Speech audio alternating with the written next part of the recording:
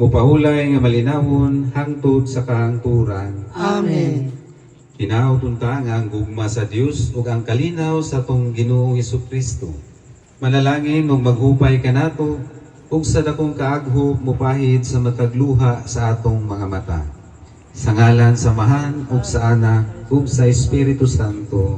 Amen. Amen.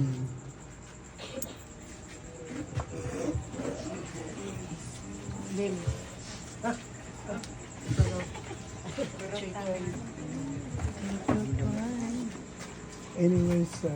May gabi sa tanan, no? So, salamat sa pamilya ni Guillermo, Kahigas.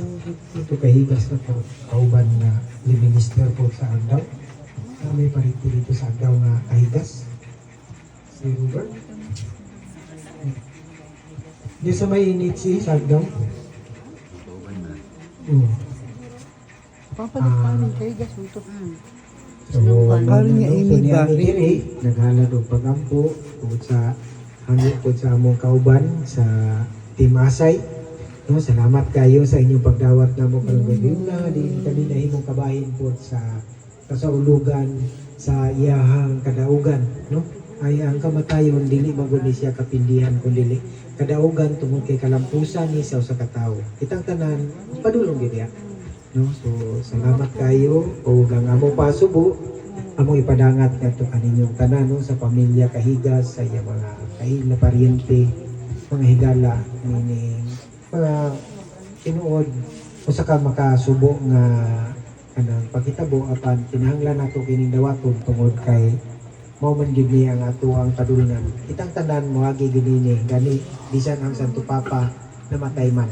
So nagpasabot lang na nga walay exempted, no? Kay bisan gani ang mga artista na matay mangyapon. Kunya bisan pag sa ilang mga kadato nila daghan sila kwarta pero dili kabugtian o kwarta ang atong kinabuhi kung dili ang kabubuton gyud ni sa atong langit ng Amahan. So sa pamilya among pasubo usbon ako og daghan salamat sa kahigayunan sa Team Asay sa Agdaw Proper nga nagayusaw sa para paghalas kung inyo makita murag na ang uniform pero tungod ni nga kanang naghalad public serbisyo sa mga inganian nga mohangyo sa amuang pagampo kay wala man tay lain mahimo, wala tay lain mapabalon sa kaigsuon nga mipanaw na kun dili ang ato arag yung mga pagampo. So kini sama raw sa kini sa katong pamalandong ganiha nga pag-usap ko ni sa matang sa pagpangandam.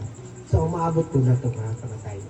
So usbon ako napasubo o usa kada ko kayong pasalamat ining kahigayunan nga gigahin anak ka na mayong gabi sa tanan.